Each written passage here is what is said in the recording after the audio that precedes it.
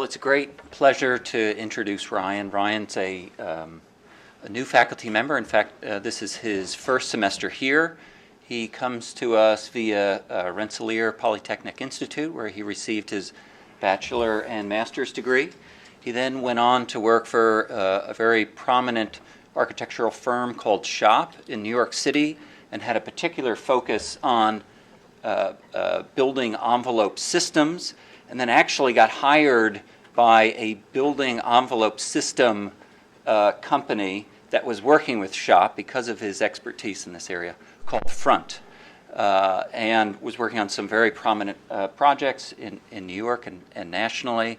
Most recently, he's been teaching at Auburn University, and we stole him, and here he is.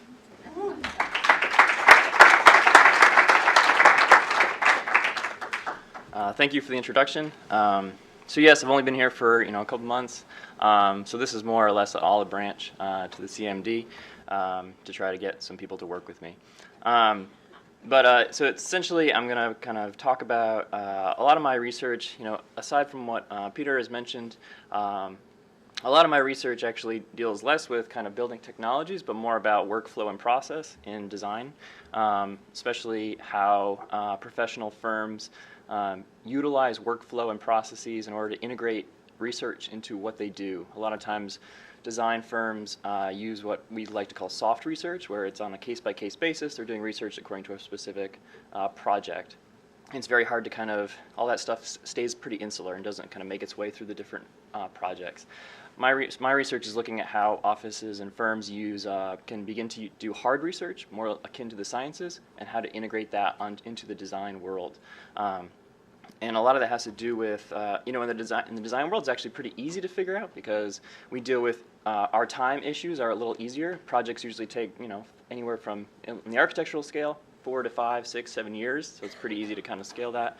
And also, we're dealing with people who have disciplines. So when they integrate and collaborate, we know where they're coming from because they have a discipline.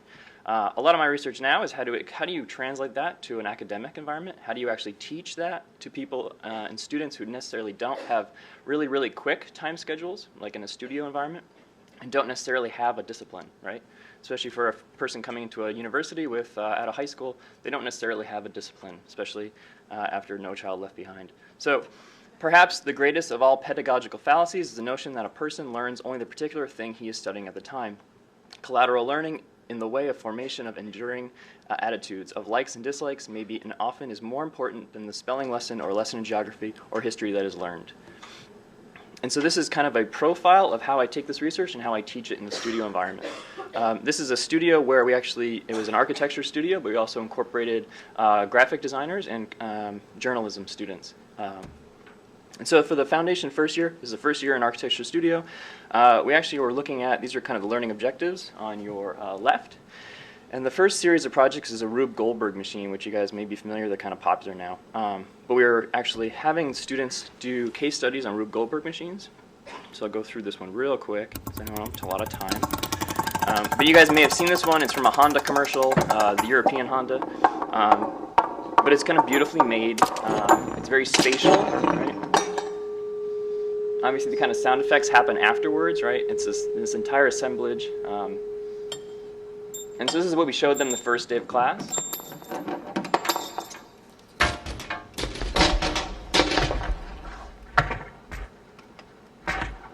So it deals with a lot of things, more spatial sound effects. It deals with telling a narrative, right? Marketing. There's a lot of kind of layered complexity to this. And so, we actually kind of broke it up into vignettes, talked about the different ways that things were working, kind of physically and experientially, and then we had the students more or less design their own Rube Goldberg machine, and these were very ephemeral. So this one was a student who wanted to take his glasses off, so he'd ring a bell, right? And they would do these drawings that would begin to kind of mix the kind of artistic world with the kind of physical world. And from there, they actually had to build realistic portions of their project. And this was only with the architectural students. At this point, the students realized that they had a really hard time doing this, mostly because they didn't really have the discipline to kind of craft this precise. And that's where this was the time where we actually said, stop what we're doing, and now we're going to integrate because you have this experience, we're going to call this your discipline. You have this discipline. And this is kind of going through it. And now we're going to bring in the journalism students, and we're going to do this on a different level. And so we want you now to work with the journalism students and abstract the idea of a Rube Goldberg machine into a stop-motion animation. And so the students working with the journalism students actually storyboarded an abstract version using their bodies of their machine that they were replicating physically. And so this is one student's stop-motion animation with the journalism students.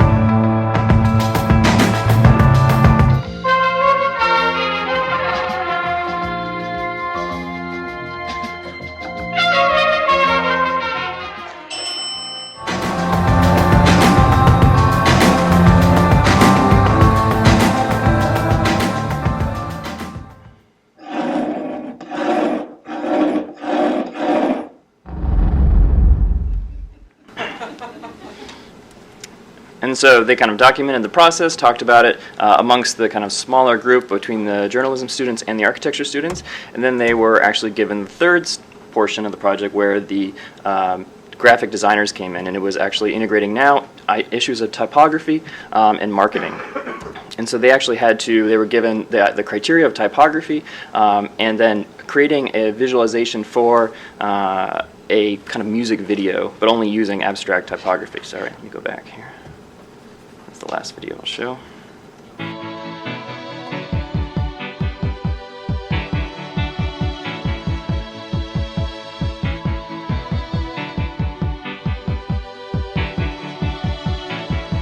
The heart is a balloon, shoots up through the stony ground. There's no room, no space to rent in this town. You're out of luck, and the reason that you had to care, the traffic is stuck, and you're not moving anywhere.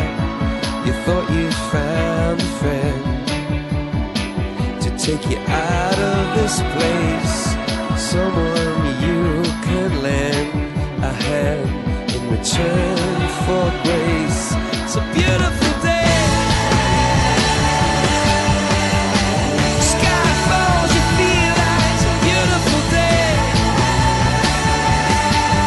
Don't let it get away. You're on the road.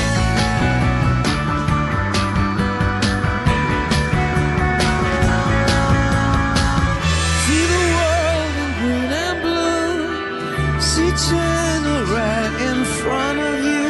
See the canyons broken by cloud.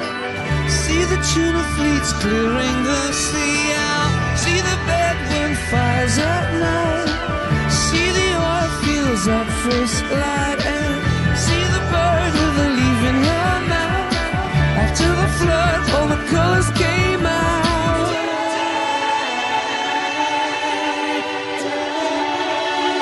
It was a beautiful day. Don't let it get away. Beautiful day.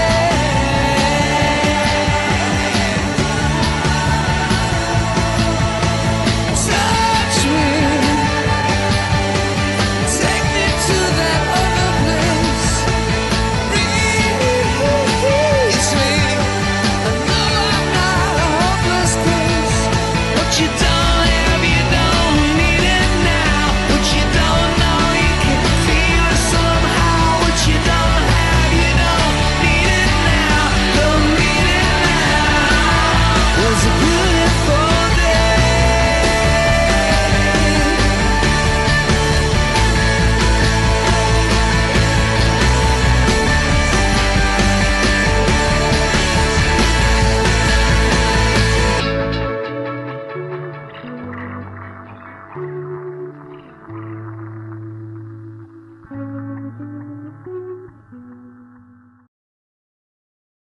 But essentially, it's a way to kind of condense this entire process, which they're going to be in their co-op and all these kind of things they're exposed to, and kind of how to condense that, package that, and bottle it, and then kind of give that meaning through an academic process.